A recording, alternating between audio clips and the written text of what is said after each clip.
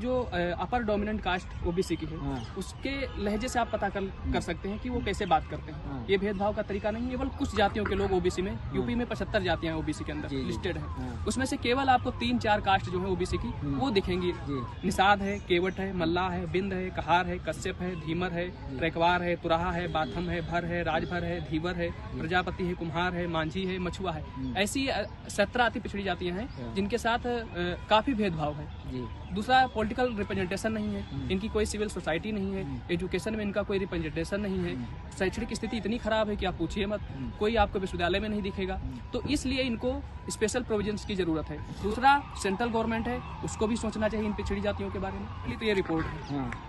इससे पहले भी एक रिपोर्ट है जो अभी अब तक हमने पढ़ी नहीं है, पब्लिक डोमेन में भी नहीं है, छेदीलाल साथी कमीशन की। ये बात की रिपोर्ट है जब राजनाथ सिंह जी मुख्यमंत्री थे, उन्होंने कमेटी गठित की जिसका नाम है उत्तर प्रदेश शासन द्वारा गठित सामाजिक न्याय समिति की रिपोर्ट। ये 2001 में बनी। उसमें उन्होंने क्लास ए में केवल यादव को रखा, क्लास बी में दूसरी जातियों को रखा, और बहुत जो अति पिछड़ी जाति है उनको क्लास सी में रखा। की तरफ चले जाए वहाँ तो वो भी यादव जात नहीं है, वहाँ तो सब कैटेगराइजेशन भी है। 9 स्टेट में पहले से सब कैटेगराइजेशन है, यूपी में क्यों नहीं है? मुलायम सिंह जी उस समय रक्षा मंत्री थे, और उस समय का ये जो रिपोर्ट है उसी से मैं आपको एक कोट की ये कोट है, और मैं बता दे रहा हूँ इसमें क्या लिखा है।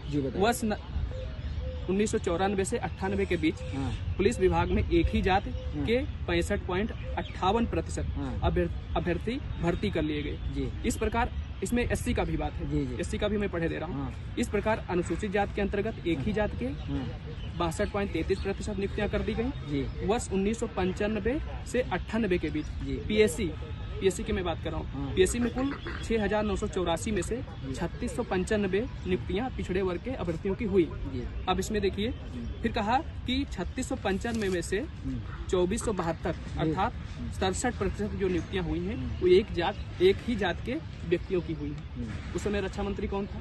दोस्तों नमस्कार, आप देख रहे हैं क्लाउड न्यूज। मैं हूं संतोष शाक्य। दोस्तों, आज मैं दिल्ली में हूं और मेरे साथ पंकज चौरसिया जी हैं जो पीएचडी कर रहे हैं इस समय जामिया मिलिया से, और लंबा अध्ययन किया उन्होंने अति पिछड़ी जातियों पर।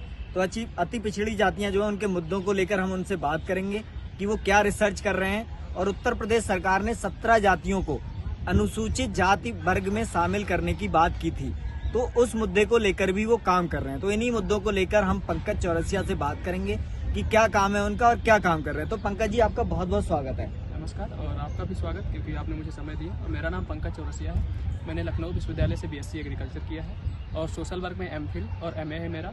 और अभी मैं जामिया मिलिया इस्लामिया में डिपार्टमेंट ऑफ सोशियोलॉजी में पीएचडी कर रहा हूँ। मेरा जो टॉपिक है वो 17 पिछड़ी जातियों पर है। ये ऐसी जातियाँ हैं जो काफ़ी समय से, लंबे समय से इनको शेड्यूल कास्ट में डालने की बात होती रही है, लेकिन ये एक पॉलिटिकल स्टैंड है जिसमें वो नहीं शामिल हो पाए। अभी रिसेंटली योगी आदित्यनाथ की गवर्नमेंट ने 2017 में ये करने का काम किया, लेकिन उसको हाईकोर्ट ने रद्द कर दिया, क्योंकि वो लीगल प्रोविजंस है कि कोई भी किसी भी कैटेगरी की जातियों को दूसरी कैटेगरी में डालने का काम केवल सेंट्रल के पास है, तो वो नहीं हो सकता है। इस पे सबसे पहले राजनाथ सिंह ने किया जब वो मुख्यमंत्री रहे, उन्होंने एक जस्ट कमेटी भी बिठाई, उस कमेटी का भी मैं आगे जिक्र करूंगा। दूसरी बार उन्होंने मुलायम सिंह ने जी भी किया, मायावती जी ने भी किया, और लास्ट में योगी आदित्यनाथ ने किया। तो सर, आप जो 17 जातियों को एससी में भेजने की बात कर रहे हैं, तो उन्हें एससी एसटी में क्यों भेजना चाहिए? कोई कारण है उसके पीछे? क्योंकि वो तो पिछड़ी जातियां हैं, उनके साथ कोई छुआछूत भी नहीं हुआ है, कोई अनटचेबिलिटी भी नहीं है। तो जब उनके साथ अनटचेबिलिटी नहीं है, कोई छुआछूत नहीं, तो उन्हें अनुसूचित जाति वर्ग में शामिल करने की क्यों बात कर रहे हैं आप? ये मैं बात नहीं कर रहा हूँ। मैंने अपनी तरफ से जो 17 ऐसी अति पिछड़ी जाति है उनको मैंने अपनी तरफ से नहीं लिया है, न मैं डिमांड कर रहा हूँ। ये कमेटी की रिपोर्ट है, वो कह रहे हैं कि बहुत ज्यादा अति पिछड़ी, उसमें से कोई ऐसी भी कास्ट है जिनके साथ अनटचेबिलिटी होती है। दूसरा, मैं उनके नाम ले रहा हूँ, और उसमें से निषाद है, केवट है, मल्लाह है, बिंद है, कहार है, कश्यप है, धीमर है, ट्रेकवार है, तुराहा है, बाथम है, भर है, राजभर है, धीवर है, प्रजापति है, कुम्हार है, मांझी है, मछुआ है। ऐसी 17 अति पिछड़ी जातियां हैं जिनके साथ काफी भेदभाव है। दूसरा, पॉलिटिकल रिप्रेजेंटेशन नहीं है, इनकी कोई सिविल सोसाइटी नहीं है, एजुकेशन में इनका कोई रिप्रेजेंटेशन नहीं है, शैक्षणिक स्थिति इतनी खराब है कि आप पूछिए मत, कोई आपको विश्वविद्यालय में नहीं दिखेगा। तो इसलिए इनको स्पेशल प्रोविजंस की जरूरत है। तो ये मैं नहीं कह रहा हूँ कि ये इनको 17 ऐसी पिछड़ी जातियों को शेड्यूल कास्ट में डाल देना चाहिए, ये सरकार कह रही है, ये डेटा कह रहा है। तो सर, आप पिछड़े वर्ग की जो जातियां हैं, पिछड़े वर्ग में बहुत सारी जातियां, तो क्या पिछड़े वर्ग की जातियां भी इन पिछड़ी जातियों के साथ भेदभाव करती हैं? क्या कोई भेदभाव हुआ है, पॉलिटिकल, सामाजिक, या ऐसा कोई भेदभाव है? बिल्कुल क्यों नहीं भेदभाव है। आप जो अपर डोमिनेंट कास्ट ओबीसी की है उसके लहजे से आप पता कर सकते हैं कि वो कैसे बात करते हैं। ये भेदभाव का तरीका नहीं है। दूसरा जो तरीका है कि आप देखिए कि किस तरीके से एजुकेशन सेक्टर में केवल कुछ जातियों के लोग ओबीसी में, यूपी में 75 जातियां ओबीसी के अंदर लिस्टेड हैं, उसमें से केवल आपको 3-4 कास्ट जो है ओबीसी की वो दिखेंगी शैक्षणिक संस्थानों में। इंजीनियरिंग में भी वही लोग दिख जाएंगे, मेडिकल में भी वही लोग दिख जाएंगे। लेकिन और ऐसी कम्युनिटी जो बची, हम कह रहे हैं 5 मान लेते हैं, 70 तो ऐसी जातियां बची, 70 जातियों के लोग क्यों नहीं दिख रहे हैं? क्या कारण है? जबकि ओबीसी रिजर्वेशन आया 27% 19 के दशक में, 12% या 13% भरा गया। डेटा मेरा करेक्ट इधर उधर हो सकता है, लेकिन 12-13% में वो लोग क्यों नहीं आ पा रहे? सबसे बड़ा सवाल ये है। इसलिए इनको शेड्यूल कास्ट में डाला जाए, वो भी सेंट्रल का प्रोविजन है। और ये हमारे नेता जो है ओबीसी के, उनका भी काम है, उनको न्याय देना है उनको। दूसरा, सेंट्रल गवर्नमेंट है, उसको भी सोचना चाहिए इन पिछड़ी जातियों के बारे में। तो सर, आप कह रहे हैं कि इनके साथ भेदभाव हुआ, ओबीसी के अंदर भी भेदभाव है, तो ऐसा क्या कोई डाटा है आपके पास? ये तो कहा जा सकता है कि आप जो मजबूत जातियां हैं पिछड़े वर्ग की, उनके खिलाफ माहौल बना रहे हैं, तो ऐसा कोई डाटा है जो आप इस बात को कह सकें? एक तो मैं यूपी के संदर्भ में सबसे पहले बात करूं। जी। सबसे पहले तो ये रिपोर्ट है। इससे पहले भी एक रिपोर्ट है जो अभी अब तक हमने पढ़ी नहीं है, पब्लिक डोमेन में भी नहीं है, छेदीलाल साथी कमीशन की। ये बात की रिपोर्ट है जब राजनाथ सिंह जी मुख्यमंत्री थे, उन्होंने कमेटी गठित की जिसका नाम है उत्तर प्रदेश शासन द्वारा गठित सामाजिक न्याय समिति की रिपोर्ट। ये 2001 में बनी। इसमें जो हुकुम नारायण की अध्यक्षता में बनी है, उन्होंने बोला कि 27% रिजर्वेशन नहीं, 28% होना चाहिए। उसमें उन्होंने क्लास ए में केवल यादव को रखा, क्लास बी में दूसरी जातियों को रखा, और बहुत जो अति पिछड़ी जाति है उनको क्लास सी में रखा। बोला 3 जगह इनको डिवाइड कर देना चाहिए। और उन्होंने ऐसे कई सारे तथ्य इसमें आपको मिलेंगे अगर आप रिपोर्ट को पढ़ेंगे, पब्लिक डोमेन में अगर आएगी तो आपको पता चलेगा कि किस तरह से भेदभाव है, किस तरह से जो ओबीसी की अपर कास्ट है, अपर जातियां हैं जो डोमेन में है, वो आप देखेंगे वो लैंड होल्डिंग कम्युनिटीज हैं, चाहे कुर्मी हो, चाहे यादव हो, चाहे कोयरी हो। कोयरी के पास बहुत ज्यादा लैंड होल्डिंग नहीं, लेकिन होल्डिंग है। तो ये किसानी की वजह से तो थोड़ा बहुत मार्केट के साथ आई और बिजनेस किया, सर्वाइव कर ले गई। इसके बाद इनको पॉलिटिकल इनके राजनेता है, इस वजह से ये लोग अप्लीमेंट कर गए। लेकिन जो जातियां हैं जिनकी संख्या कम है, लेकिन उनके कोई सिविल सोसाइटीज नहीं है, कोई पॉलिटिकल ऑर्गेनाइजेशन या पार्टीज नहीं है, तो वो लोग बिल्कुल पीछे चले गए। होता क्या है कि 19 में ही रिजर्वेशन आता है, और 19 में ही ग्लोबलाइजेशन आता है, और 19 में ही मुद्दा होता है राम मंदिर का। 3 मुद्दे भारत में एक साथ चल रहे हैं, और जिसका सबसे बड़ा जो स्पेस है या एरिया है वो यूपी ही है। और यूपी और बिहार के ही लीडर ओबीसी रिजर्वेशन के लिए लड़ रहे थे। उस समय रामविलास पासवान जी हैं, लालू प्रसाद यादव जी भी हैं, मुलायम सिंह जी भी हैं, और बहुत सारे नेता हैं। तो ये सारे लोग लड़ रहे हैं, और ओबीसी रिजर्वेशन आता है, बीपी सिंह देते हैं। इसके बाद सबको एक आस होती है, हमारे पुरखों ने, जिन्होंने मुलायम सिंह जी को वोट किया, बिहार के लोगों ने लालू यादव जी को वोट किया, और लोगों को वोट किया, उन्होंने इसलिए वोट किया कि अब हमारी सरकार आएगी, हमको जस्टिस मिलेगा, हमको रिप्रेजेंटेशन मिलेगा, हमको एजुकेशन मिलेगा, हमको हेल्थ फैसिलिटीज़ मिलेंगी। लेकिन वो पूरा नहीं हो सका। तो ये जातियाँ जो और पिछड़ी होती चली गई। अब इनकी स्थिति ये है कि अभी ये खाने के लिए ही जिंदा है, जितना कमाते हैं उतना खा लेते हैं। कैसे एजुकेशन दे पाएंगे अपने बच्चों को, कैसे मेडिकल फैसिलिटी दे पाएंगे अपने बच्चों को या खुद को, कैसे या ऊपर आ पाएंगे। तो इनकी सामाजिक, आर्थिक, राजनीतिक स्थिति बहुत ही खराब होती जा रही है।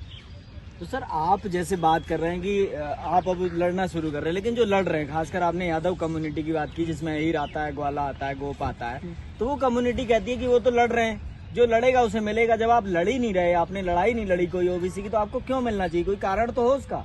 ये बिल्कुल निराधार बात है कि वही लड़ रहे हैं, ऐसा नहीं है। आप साइमन कमीशन का देखिए, साइमन कमीशन में जो समट जातियां हैं या उस समय के जो नेता हैं बड़े बड़े, वो सब स्पेशली एक ही क्लास से बिलोंग कर रहे हैं या वर्ग से बिलोंग कर रहे हैं, समट। तो वो सब लोग साइमन कमीशन के विरोध में हैं। लेकिन भारत की जनता या भारत के जो जनता के जो एक्चुअल जो जनता है और जो लोग हैं, उसके जो नेता हैं, वो साइमन कमीशन के पक्ष में है। उस समय आप देखिए कि जिन जात का आपने नाम लिया, उस जात से कौन गया था साइमन कमीशन के फेवर में?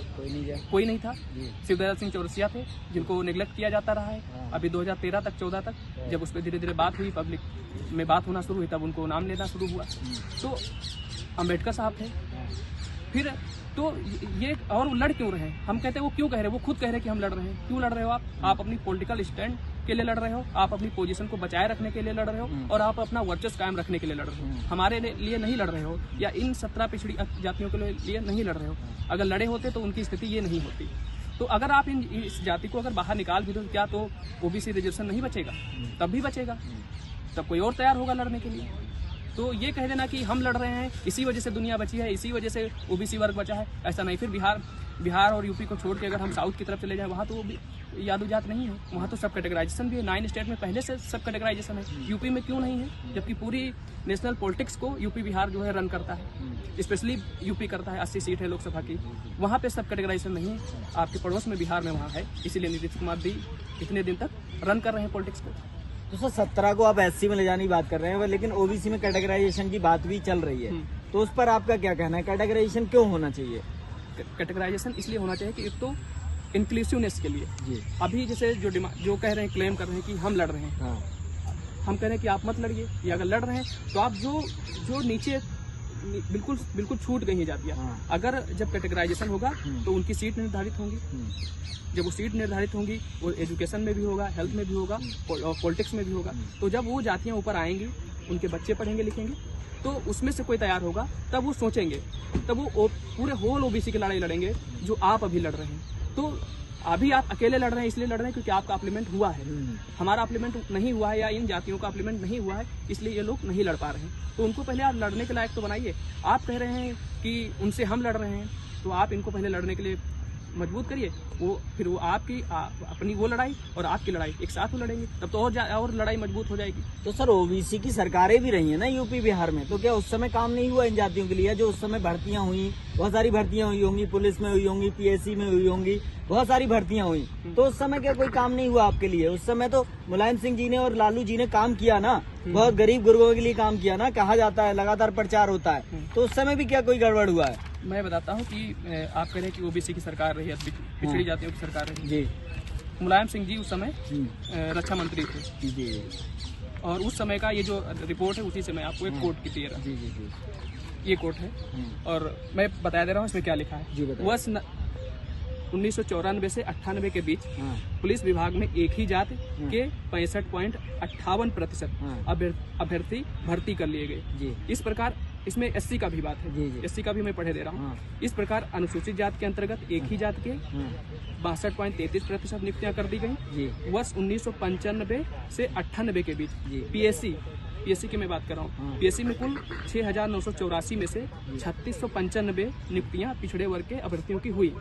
अब इसमें देखिए फिर कहा कि 3695 में से 2472 अर्थात 67% जो नियुक्तियां हुई हैं वो एक ही जात के व्यक्तियों की हुई है। उस समय रक्षा मंत्री कौन था? उस समय आप सर्च कर सकते हैं, मैंने आरोप नहीं लगा रहा हूँ, इसमें नहीं लिखा है, लेकिन उस समय आप अगर सर्च करेंगे या लोग सर्च करेंगे तो आपको पता चल जाएगा उस समय रक्षा मंत्री कौन था और ये एक ही जात के नियुक्तियां कैसे हो गई, कैसे संभव है, दूसरे और क्यों नहीं आ पा रहे? सवाल तो ये है। तो सर और उनके लिए हमें सोचना चाहिए, दूसरे को सोचने की जरूरत नहीं है, क्योंकि हमारे ही क्लास के लोग हैं और हमको ये लड़ाई अगर बहुत लंबी लड़नी है इसलिए हमको सोचना चाहिए क्योंकि हम बड़े हैं। ये तो कहते हैं कि बीजेपी भी तो यही कर रही है, वो सवर्णों की भर्तियां कर देती है, तो ये सरकार में आएंगे तो जो सरकार में होगा वो अपना करेगा, तो फिर इसका क्या जवाब? हमने जस्टिस के लिए बीजेपी वोट नहीं किया था, ना रिजर्वेशन के लिए बीजेपी वोट किया। वोट हमारे दादाओं ने, हमारे परदादाओं ने और हमने वोट किया है आप लोगों को। सवाल हम आपसे पूछेंगे, वो करंट में अभी गवर्नमेंट में है, सवाल उनसे भी होता है कि रोहिणी कमीशन क्यों नहीं लागू हो रही है, उसकी रिपोर्ट क्यों नहीं पब्लिश हो रही है। रोहिणी कमीशन सब कैटेगराइजेशन की बात कर रही है जो पैन इंडिया लेवल पे होगा, वो तो पूरे सेंट्रल लेवल की बात करेगा, लेकिन हम यूपी में काम कर रहे हैं, हमारा काम यूपी को लेकर है तो हम यूपी की ज्यादातर बात कर रहे हैं। तो सेंट्रल लेवल से बात, सेंट्रल गवर्नमेंट से तो बात होती रहती है, उनसे सवाल तो होता रहता है। अब आप चाहते हैं कि बिल्कुल आप हाथी डंडा लेकर पहुंच जाइए उनसे लड़ने के लिए, ये तो पॉसिबल नहीं है क्योंकि वो जातियां मजबूत नहीं इतनी, वाइसलेस है बिल्कुल, तो उनकी बात हमें करनी है और इन जातियों को करनी है। अगर आपको बड़ा दिल दिखाते हैं आपको तो आपको ही फायदा मिलेगा। तो आगे ये जो लड़ाई है अति पिछड़ी जातियों की है, पिछड़ी जातियों की लड़ाई है, दलितों की है, अति दलितों की है, तो आगे ये लड़ाई कैसे लड़ी जाएगी? क्या तरीका है, क्या रास्ता है आगे? उसके लिए आप क्या कहना चाहेंगे, आगे कैसे लड़ाई लड़ी? इंक्लूसिवनेस की लड़ाई अगर आपको लड़ना है तो सबसे पहले आप सब कैटेगराइजेशन करिए। दूसरा जो मंडल कमीशन की जो रिकमेंडेशंस हैं उनको फुलफिल करने के लिए, सारी रिकमेंडेशंस जितनी हैं उनको फुलफिल करने के लिए जो मजबूत जातियां हैं उनको बात करनी चाहिए और सब कैटेगराइजेशन होगा तो और भी जातियां जो नहीं आ पाई हैं अभी मेन स्ट्रीम में वो आएंगी, वो भी मंडल कमीशन की बात करेंगी क्योंकि मंडल कमीशन से हमें रिजर्वेशन मिला है। तो ये लड़ाई जब वो आ जाएंगी तो लड़ाई मजबूत हो जाएगी। अभी हमारे पास एक ही सिपाही है लड़ने के लिए, आप इसीलिए क्लेम करते हैं कि हम लड़ रहे हैं, तो आप मत लड़िए, आप और लोगों को लड़ने के लिए सक्षम बनाइए, ये आपका काम है। जब वो आएंगे तो आपके साथ कई सारे सिपाही हो जाएंगे, तब आप बड़ी लड़ाई लड़ सकते हैं। और अभी रिजर्वेशन की लड़ाई लड़ा है, इसके बाद संसाधनों की लड़ाई होनी है। अगर ये लड़ाई पहले हो जाती है, खत्म हो जाती कि रिप्रेजेंटेशन की, तो हो सकता है जो आज लड़ाई लड़ी जा रही है रिप्रेजेंटेशन की लेकर, वो हो सकता है संसाधनों की लड़ाई होती, वो तो सबसे बड़ा सवाल है, उसकी भी लड़ाई आगे आएगी फ्यूचर में। तो आपका कहना है कि इंक्लूसिवनेस के साथ हो। तो दोस्तों हमारे साथ ये थे पंकज चौरसिया जी, जिनका कहना है कि ये जो लड़ाई है अति पिछड़ी जातियों की, ये तब मजबूत होगी जब पूरा ओबीसी जो है इंक्लूसिवनेस के साथ लड़े, क्योंकि अब तक जो सरकारें पिछड़े वर्गों की रही हैं उनमें कहीं ना कहीं भेदभाव भी हुआ है। जैसे कि उन्होंने एक एग्जाम्पल दिया कि जब नेताजी जो थे, नेताजी मुलायम सिंह जी जब रक्षा मंत्री थे, तो एक ही जाति के पीएससी में 66% लोग भर दिए गए जो उनकी ही जाति के लोग थे। मुझे कहने में कोई गुरेज नहीं है। तो इन सब चीजों पर कहीं ना कहीं काम करना पड़ेगा, सबको लेकर चलना पड़ेगा। जब हम लेकर चलेंगे तभी ये जो ओबीसी की लड़ाई है मजबूत होगी, अति पिछड़ों को उनका हिस्सा मिलेगा और ये देश मजबूत होगा, हमारी हिस्सेदारी मजबूत होगी। और अगली, जैसा कि पंकज जी का कहना है, जो संसाधनों की लड़ाई है, तब वहां तक हम पहुंच पाएंगे। तो पंकज जी, हमसे बात करने के लिए आपका बहुत बहुत धन्यवाद। थैंक यू आपका भी कि आपने मुझे समय दिया। धन्यवाद।